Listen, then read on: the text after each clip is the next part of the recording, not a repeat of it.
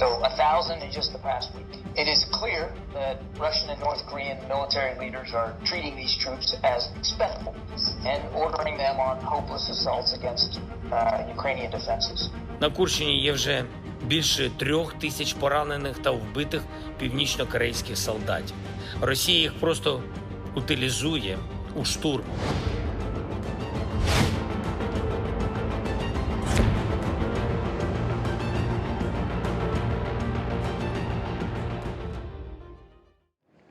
자, 러시아에 북한군인이 파병됐다 이런 소식이 알려진 지요 2달 정도 됐습니다. 북한군은 전장에서 그럼 어떻게 싸우고 있을까요? 당초 사실상 러시아군을 위한 총알바지가 될 거다 이런 전망들이 제기됐었는데요. 전망대로 점점 현실이 되어가는 모양새입니다. 북한군이 전장에서 이렇게 속수무책으로 당할 수밖에 없는 이유는 뭔지 또 파병 북한군이 처한 참상을 지금부터 깊숙하게 전해드리겠습니다. 자, 먼저 러시아와 우크라이나가 교전 중인 곳은요, 크게 4곳으로 압축됩니다. 우크라이나 수도 키이우를 비롯해서 남부의 헤르손, 또 동부의 돈바스, 그리고 북한군이 파병된 지역인 쿠르스크입니다. 쿠르스크 지도를 한번 확대해 보겠습니다. 교전이 일어나기 전인 지난 8월 말은요, 이렇게 파랬습니다. 그러니까 원래 러시아 땅인 곳을 우크라이나가 진격을 해서 이렇게 모두 점령을 하고 있었던 거죠. 외국 군대가 러시아 영토를 점령한 최초의 사례였는데요. 지금 12월 말 상황은요, 이렇게 위아래 지역이 그야말로 빨갛습니다. 그러니까 러시아가 다시 점령을 하기 시작해서 탈환을 한 거죠. 결국 우크라이나가 점령한 지역이 절반 가까이 줄어든 셈인데, 그럼 김금현 보좌관님, 이 북한군 투입으로 인해서 이런 상황이 발생했다. 그러니까 러시아가 더 탈환을 할 수 있었다. 이렇게 볼 수 있는 겁니까? 북한군이 현재 쿠르스크 전투에 12,000명 정도가 파병이 되어 있습니다. 알려진 바로는 그 정도 규모의 인원인데요. 북한군 투입이 어떤 전장에서 결정적인 변수를 가져왔다라고 보기에는 아직까지는 좀 어렵습니다. 물론 그 12,000명의 숫자가 있는 것과 없는 것은 하늘과 땅 차이겠죠. 훨씬 있는 편이 유리할 겁니다. 하지만 지금까지 공개된 어떤 북한군의 전투 현황이라든가 혹은 이제 영상들이 공개가 되고 있지 않습니까? 그렇게 봤을 때 이 북한군이 과연 이 쿠르스크 전투에서 혁력한 그런 전과를 내세우고 있는지에 대해서는 여전히 의문이 들고요. 그렇지만 다른 한편으로 살펴본다면 여전히 그 12,000명이라는 숫자 자체는 우크라이나군한테는 굉장히 큰 압박이 될 수도 있고요. 특히나 러시아군과 북한 같은 경우에는 그 인명 손실에 대해서 크게 두려워하지 않으면서 인원을 그렇게 막 집어넣고 있지 않습니까? 그 반면에 쿠르스크를 지켜내야 되는 우크라이나군 입장에서는 러시아 우크라이나군보다는 적은 병력으로 그들을 방어를 해야 되기 때문에 전투적인 피로도라든가 보급이라든가 여러 부분에서 난관이 있는 것은 사실입니다. 그렇군요. 그러면은 쿠르스크 교전 지역에서 북한군이 구체적으로 어떤 임무를 좀 수행하고 있는 건가요? 현재 그 12,000명의 북한군은 북한군의 어떤 독립적인 편제로 싸우는 것은 아닙니다. 러시아군에 소속이 되어서 싸우고 있다라고 알려져 있고요. 그리고 러시아 어떤 중대나 소대에 편입이 되어서 하나의 러시아 소대, 러시아 중대에서 싸우고 있는데 현재 북한군이 맡고 있는 전투적인 어떤 역할을 구체적으로 들여다보면 우크라이나군이 있을 것으로 짐작되는 곳에 북한군이 먼저 가서 도발을 하는 겁니다. 우크라이나군의 대응 상태를 먼저 또 보고 그 다음에 우크라이나군이 본인들의 진지를 향해서 접근을 해오는 북한군을 향해서 응사를 한다든가 교전에 나설 경우 그 해당 교전 지역에 대해서 러시아군이 그 다음으로 포사격이라든가 이런 이타적인 타격을 가하면서 러시아군의 손실은 줄이는 방향으로, 하지만 1차적으로 우크라이나군을 탐색하러 나갔던 북한군의 손실은 늘어나는 방식으로 지금 북한군이 사용되고 있다고 보시면 될 것 같습니다. 그런데 사실 파병 초기만 해도요, 이 북한군이 전방에 나서는 것보다는 후방에서 좀 도울 거다 이런 예상들이 많았는데 어쨌든 전장에 보다 전방에서 적극적으로 좀 투입이 되는 것 같습니다. 그런데 이런 얘기들이 또 있어요. 이 러시아 블로거들이 한 얘기인데 북한군이 이 쿠르스크의 플요호보라는 이런 마을에서 기습 공격을 해서 우크라이나군을 300명 이상 사살했다 이런 얘기들도 있네요. 네, 그렇습니다. 하지만 저는 어디까지나 그 소스의 그 출발이 친러시아 성향의 유튜버라든가 군사 블로거라든가 이런 사람들의 일방적인 주장이기 때문에 사실 여부에 대해서는 조금 더 확인이 필요하다라는 그런 조심스러운 말씀을 먼저 드리겠고요. 그 플레오브 마을이 실질적으로 러시아군의 점령화에 들어간 것은 맞습니다. 즉 8월까지만 하더라도 우크라이나군이 차지를 하고 있던 지역이었지만 쿠르스크 지역의 그 남서쪽에 위치해 있거든요. 하지만 그 지역이 지금 러시아군의 수중에 들어간 건 맞고요. 하지만 우리가 모두 아다시피 그 친블로거들이 주장한 바에 따르면 이 북한군이 경량화된 무장으로 이 예. 경량 보병으로 심지어 2km에 달하는 지뢰밭을 건너서 기습을 했다라고 하는데 사실 말이 안 됩니다. 네. 그 지역의 우크라이나군은 이미 모든 중무장을 갖추고 진지를 파놓고 기다리고 있는 상태고요. 그래요? 여기에 예. 이런 경무장한 북한군이 들어가서 마을을 순식간에 2시간 만에 점령을 했다라는 것은 군사학적으로 봤을 때 혹은 지금 현재 북한군이 드러낸 매우 정말 무기력하게 당하고 있지 않습니까? 예. 이런 모습들과 매칭이 안 되는 모습이거든요. 네. 저는 그렇기 때문에 어디까지나 친러시아 성향의 블로거들의 일방적인 주장일 뿐 믿을 수 없다. 믿을 수는 좀 없다라고 생각을 합니다. 그런데 이렇게 러시아 전력의 주요 병력으로 투입되고 있는 북한군이요. 말씀하신 것처럼 사실 실상에서 굉장히 열악한 상황에 처해 있다. 그러니까 사지로 내몰리고 있다. 이런 속속 정황들이 드러나고 있습니다. 그 정황을 단적으로 볼 수 있는 사진이 한 장 있어요. 제가 사진을 보여드릴 텐데 바로 저 사진입니다. 이게 한눈에 봐도 사실 제대로 좀 먹지 못해서 거의 피골이 상접한 병사의 모습인데 최근 우크라이나 특수작전군이 북한군 1명을 생포했다 이러면서 공개를 한 모습인데 사실 저 포로 결국에는 사망했다 이렇게 정보당국에서 발표를 했습니다. 굉장히 처참한 상황인데 북한 파병군의 실상은 어떻습니까? 일단 이제 여러 가지 문제가 있는데요. 예. 첫 번째는 적합하지 않은 부대가 갔어요. 적합하지 않은 부대. 김 의원도 예. 말했지만 폭풍군단으로 추정이 되는데 경보병이거든요. 네. 근데 현대화된 기갑 경보병이 아니고 도보 경보병이에요. 산악전에 특화된. 네. 그러니까 무장이래봐야 아까 뭐 2km 통과했다고 그러는데 폭풍군단이 가지고 있는 가장 중화기가 60mm 박격포인데 이게 사거리가 2km밖에 안 돼요. 그러니까 소화기, 네. 기관총, 수류탄, 그다음에 60mm 박격포 정도로 가진 부대가 그다음에 산악전이 아닌 평야지대에서 우크라이나 군에게 대항한다는 건 역부족인 거고요. 두 번째는 통합작전 체계입니다. 한미는 거의 70년 동안 동맹 체계이기 때문에 거의 뭐 일심동체로 훈련이 가능해요. 예. 그 작전이. 그런데 중국과 러시아도 매년 훈련을 하지만 그냥 따로따로 훈련하는 체계거든요.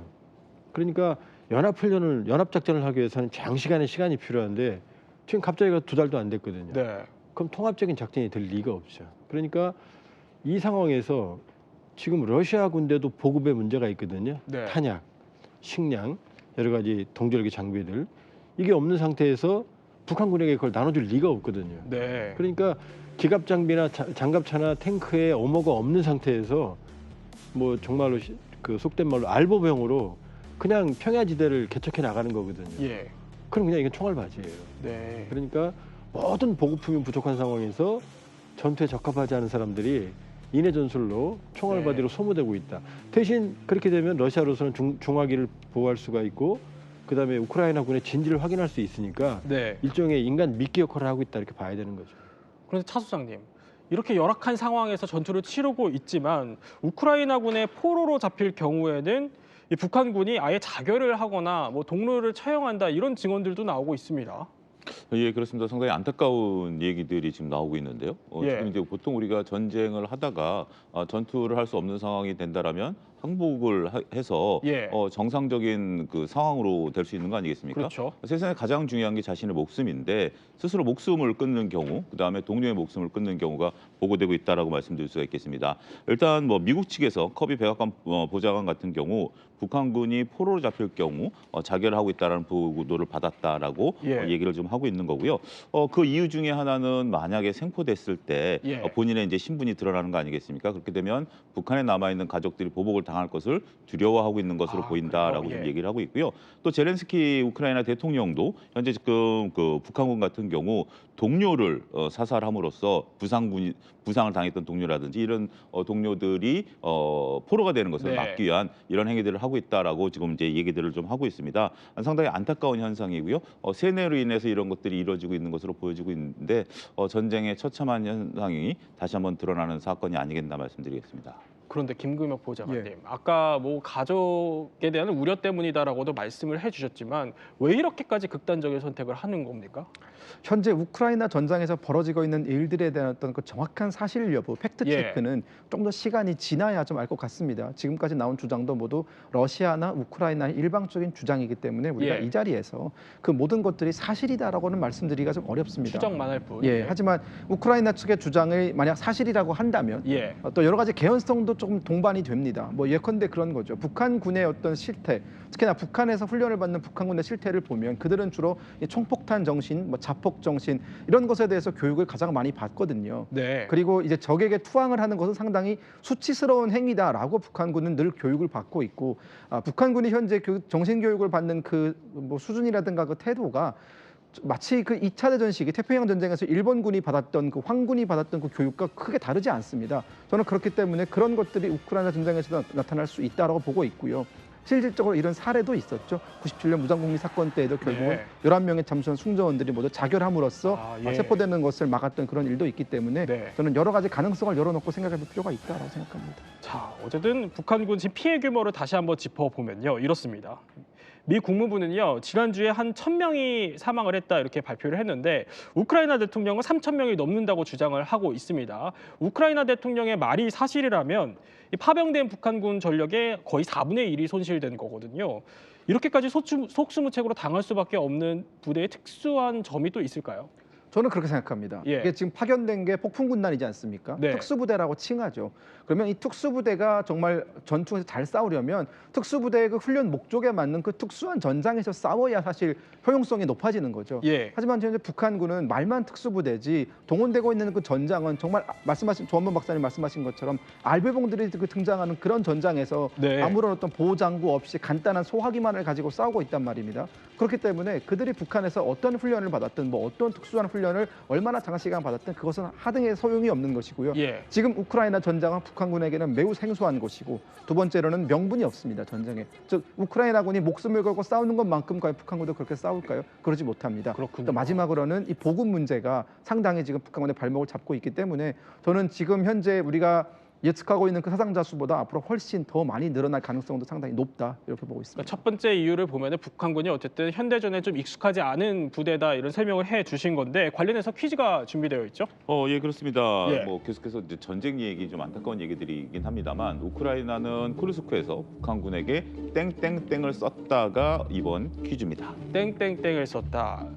퀴즈 답을 바로 말씀해 주시죠. 우리 뭐 영화에서도 나왔던 건데 강철비를 썼다라고 얘기를 할 수 있습니다. 이제 강철비라는 것은 우리가 이제 집속탄을 얘기를 하는 건데요. 확산탄이라고 얘기들 합니다. 이라고도 얘기를 할 수 있습니다. 이게 무엇이냐면 하나의 이제 포탄을 발사를 하면 그 포탄이 하나가 가서 터지는 게 아니라 그 안에 수십에서 수백 개의 자폭탄, 그러니까 작은 폭탄들이 그 안에 있는 거죠. 그래서 그게 상공에서 터지면서 수백 개의 폭탄으로 변해버리게 된다라는 거죠. 그러면 이제 그 밑에 있는 수많은 지역, 뭐 예를 들어서 뭐 운동장 정도의 규모에 있는 곳은 완전히 초토화가 된다라는 거죠. 우리가 이제 영화에서도 보여지듯이 그런 장면이 처음에 나오면서 수많은 인명살상 장면들이 나오고 있는 거 아니겠습니까? 이런 경우가 이제 지금 현재 우크라이나의 군사매체 밀리타르트에서 16일 날 발표가 나온 건데요. 이 영상을 공개를 했습니다. 우크라이나군이 북한 보병에 타격을 입히는 장면인데요. 우크라이나 제17 독립중화기, 그러니까 이제 무거울 중자인데 텔레그램에 공개한 건데 여기에 이제 북한군으로 추정되는 병사들에게 집속탄을 이제 사용을 해서 이 타격을 입히는 그런 부분들이었습니다. 근데 이게 타격이 워낙 크다 보니까 비인도 무기로 돼서 2010년대까지는 사용을 못하도록 해놨었어요. 그런데 이게 이제 전쟁이 길어지면서 이러한 조약이 좀 무시되면서 간헐적으로 사용이 되고 있다 이렇게 말씀드릴 수 있겠습니다. 집속탄을 저희가 살펴봤지만 그런데 사실 북한군의 피해가 교전 횟수가 많지 않은데도 불구하고 이렇게까지 클 수밖에 없는 게 드론에 대한 무지함 때문이다라는 얘기들도 나와요. 네, 저는 크게 두 가지 이유가 있다라고 보는데요. 일단 첫 번째는 북한군이 드론에 무지한 것은 맞습니다. 북한군이 현재 그 쿠르스크 전장에 파견된 그 북한군이 북한에 있을 때는 드론을 구경조차 못하던 사람들입니다.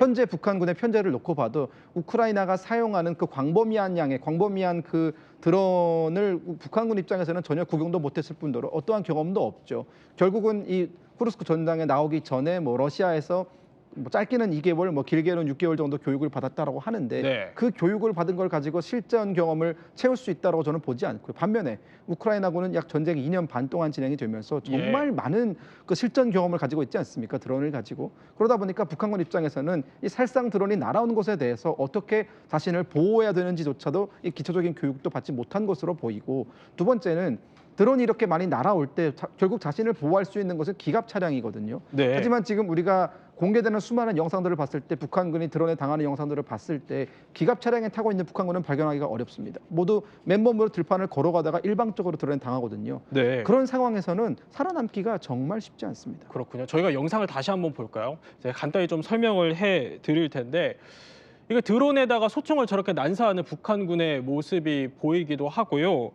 이 드론을 격추하려고 시도하는 모습, 또 격추를 시도하다가 일부 아군을 사살한 북한군의 모습이 포착됐다 이런 주장들도 나오고 있고요. 이 드론을 향해서 좀 살려달라 이렇게 애원을 하는 모습들도 포착이 되고 있습니다. 그러니까 저희가 앞서 사실 북한 내부 당국에서는 드론에 대한 개발이 굉장히 혈안을 올리고 있다 이렇게 설명을 해드렸지만 전장의 일선 부대들은 정작 드론을 알지 못하는 그런 정반대의 모습을 보여주는 것 같은데 관련해서 충격적인 또 메모가 하나 공개됐다고 들었습니다. 이게 러우 전쟁에서 사망한 북한군의 유류품에 들어있던 수첩 메모라고 하는데 어떤 내용이죠? 예, 그렇습니다. 그 쿠르스크에서 사망한 북한군 그 생전 그 수첩에서 나온 건데요. 예. 지금 화면에서 보이시다시피 이제 드론 사냥법이라고 명명된 방법입니다. 이제 드론이 이제 그 군인을 쫓아가게 되면 군인이 한 명이 이제 그 드론과 한 7m 정도 거리를 유지를 하면 3인 1조가 되는 겁니다. 나머지 두 사람은 한 10m, 12m 정도 거리를 해서 네. 한 사람이 드론을 유인해서 뛰어가다 갑자기 멈춥니다. 그러면 드론이 그 사람을 사격하기 위해서 멈출 거 아니겠습니까? 예. 그러면 옆에 있었던 두 사람이 드론을 격추시키는 그런 방식으로 드론 사냥법을 이 메모가 된 메모지가 발견이 됐습니다. 뭐 아무래도 전쟁이라는 것을 저는 경험해보지 못했기 때문에 영화를 통해서 말씀을 드리면 가끔 영화를 보면 그런 것들이 있지 않습니까? 라이온 일병 구하기에서 처음에 네. 중대장이 그 적한테 갑자기 나왔을 때 저격수가 나타나니까 오히려 그 사람을 사살하는 그런 장면들이 나오는 것처럼 유인 작전은 과거부터 있었던 것 같아요. 근데 이제 또 드론을 상대로 저런 것들이 움직인다라는 것이 상당히 좀 안타깝고, 그러니까 결국 지금 앞서 언급드렸던 것처럼 드론에 대한 대비책이 전혀 없는 상태에서 네. 현재 북한군들이 전쟁에 임하고 있는 모습들이 여실히 드러나고 있는 것이다라고 말씀드릴 수가 있겠습니다. 그러니까 드론을 격추시키기 위해서 유인 작전, 그러니까 인간 미끼를 그렇죠. 소위 썼다 이런 건데 본인이 죽을 수도 있는 방법임에도 불구하고 예. 그 본인이 나서야만 드론이 움직이니까 그 드론을 유인하고 그 유인하는 당시에 옆에 있던 동료가 드론을 격추시키는 그런 예. 방법을 쓰고 있다고 봐야 되겠죠. 박사님, 이 인간 미끼 전술로 소위 볼 수 있을 것 같은데 이거를 러시아군이 알려줬다고 봐야 됩니까? 아니면 북한군이 직접 현장에서 고안을 했다고 봐야 되나요? 지금 일단 이제 드론 같은 경우에 예. 그 산탄총이 효과적이거든요. 근데 지금 단발총을 쏘거든요. 네. 대드론 장비는 전혀 없다고 봐야 되는 거고요. 그리고 인간 미끼 작전 지금 잊혀졌지만 예. 프리고진이라고 PMC 러시아 군사기업 있었죠. 민간 군사기업 예. 수장이 반란을 일으킨 이유 중에 하나도 러시아 총참모부와의 주도권 다툼이었거든요. 네. 근데 프리고진은 혁혁한 공을 세웠거든요. 근데 러시아 내에서도 그런데 북한군에게 작전권을 줬을 리가 없죠. 그러니까 러시아에는 심지어 망한 시리아 아사드 정권 군대도 가 있고 예. 체첸에서 간 사람도 있고 북한군도 있고, 그러나 그 어떤 외부의 군대도 독립 작전권이 없어요. 그러니까 기계 부품처럼 네. 모듈처럼 러시아 총참모부가 활용을 하는 거지. 뭐 북한군들이 독립적으로 했다. 그러니까 지금 저 인간 미끼 작전은 러시아군이 설계한 작전이고 네. 실행은 북한군이 하고 있다고 봐야죠. 러시아군이 사실상 설계한 작전으로 보인다는 설명이신데 사실 저 인간 미끼 전술을 남긴 저 메모를 남긴 사람과 신원 관련해서 퀴즈가 또 준비되어 있다고요? 예, 그렇습니다. 파병 북한군에 땡땡 부대가 있다가 이번에 퀴즈입니다. 땡땡 부대가 있다. 네. 시간이 없으니까 바로 예, 답을 땡땡 맞춰주시고요. 부대는 이제 예. 죄수 부대인데요. 지금 현재 이 내용도 그 북한이나 우크라이나에서 밝힌 게 아니라 예. 현재 지금 그 일기가 발견이 됐습니다. 그 일기를 보게 된다라면 자신이 소대 주임 상사로 진급할 기회가 있었음에도 불구하고 당의 사랑을 저버리고 최고 사령 동지에게 배은망덕한 짓을 저질렀다. 그러니까 이제 군인이었었는데 자기가 진급할 수 있었는데 뭔가 죄를 지은 것 같아요. 네. 그런데 제가 저지른 죄를 용서받을 수는 없지만 조국은 나에게 새로운 기회를 줬다라는 것을 유추해서 보면 군인이 죄를 지었는데 이번에 파병을 통해서 네가 잘 갔다 오면 그 기회를 없애줄게라고 아마 얘기를 했었던 것 같아요. 저 내용만 보면 네. 미루어 짐작한 거죠. 그러니까 죄수 자체가 군인이 됐다라기보다는 현역 군인이 어떤 범죄를 저질렀는데 네. 그 죄를 사해주는 조건으로 파병을 혹시 온 게 아닌가 예. 이렇게 의심할 수 있는 메모가 좀 발견이 됐다라고 좀 말씀드릴 수가 있겠습니다. 이 당사자는 정경홍이라는 북한군 군인인데요. 이런 것들을 봐가지고 그렇다면 이들 입장에서 본다라면 당연히 뭔가 성과를 나타내야만 죄를 또 사면받을 수 있는 거 아니겠습니까? 예. 그런 부분들 때문에 보다 공격적으로 보통 그러니까 일반인 군인들보다는 좀 더 공격적으로 전투에 임했을 가능성이 높지 않겠는가 그렇게 미뤄 짐작할 수 있을 것 같습니다. 앞서 저희가 러시아 얘기를 하면서 이게 죄수용병을 모집해서 일종의 총알바지로 쓰는 거 아니냐 이런 분석을 또 한 적이 있었는데 비슷한 사례인 것 같습니다. 그렇죠. 어쨌든 이렇게 파병 현실을 저희가 짚어보면서 또 굉장히 안타까운 점이 하나 있었는데 북한 군인의 18살 이 어린 병사들까지 포함이 되어 있다 이런 얘기들이 있네요. 예, 그렇습니다. 저 지금 현재 화면을 보시는 것처럼 예. 이제 결국 이제 저런 메모들이 발견이 되면서 우리가 여러 참상들을 좀 볼 수 있습니다. 2소대 2조 명단인데요. 여기를 보면 저기 이제 딱 그 사람들의 이름과 나이, 그다음에 혈액형들이 좀 나와 있어요. 그 평균 나이가 21살입니다. 21살이요? 예, 그리고 예. 가장 어린 군인은 2006년생 18살이고요. 우리 식으로 보면 이제 고등학생 정도 되겠죠. 그다음에 2005년생 19살도 1명, 2004년생 20살도 2명, 가장 많은 나이가 2000년생으로 24살 2명이다라는 거죠. 근데 이제 이 나이는 좀 이렇게 한다 하더라도 군 경력이 예. 7년 차 된 군인들도 있습니다. 그러니까 이제 우리 식으로 얘기하면 중고등학교 때 군대를 온 그래요? 어떻게 보면 나름대로 조금 베테랑일 수도 있겠죠.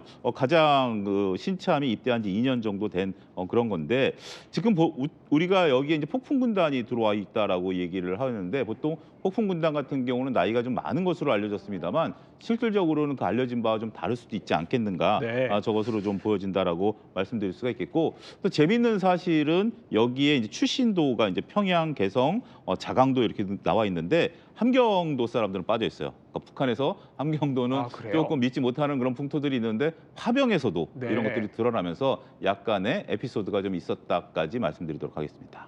그런데요, 박사님, 파병된 북한군의 이 신원을 좀 보면은 뭐 부모가 사망을 했거나 노동자 아니면 농장원 출신 이런 사람들이 다수 또 포함되어 있는 것으로 알려졌습니다.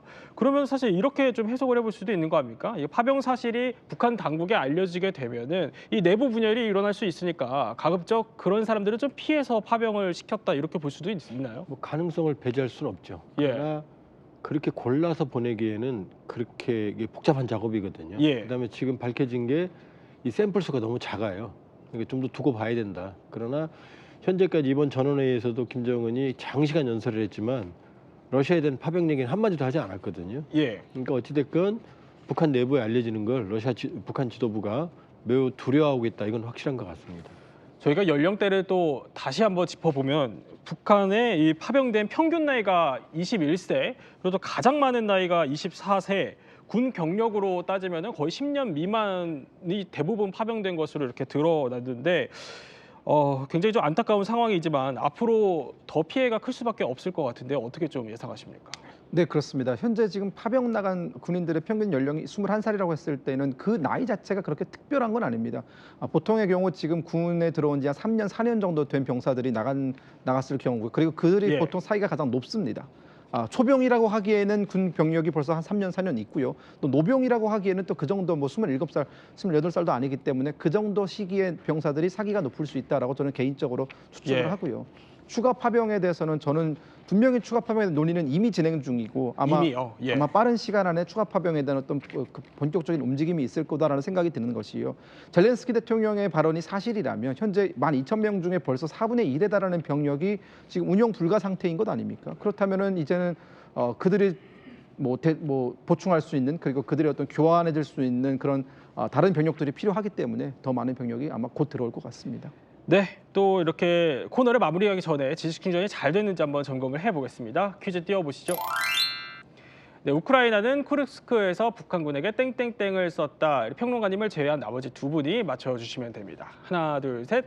강철비. 네, 강철비 답을 맞춰주셔서 또 저희 지식 배터리가 80에서 100%로 완충됐습니다. 이야기 마스터 세 분과 함께 러시아 파병 북한군의 참상을 한번 살펴봤습니다. 저희는 60초 후에 뵙겠습니다.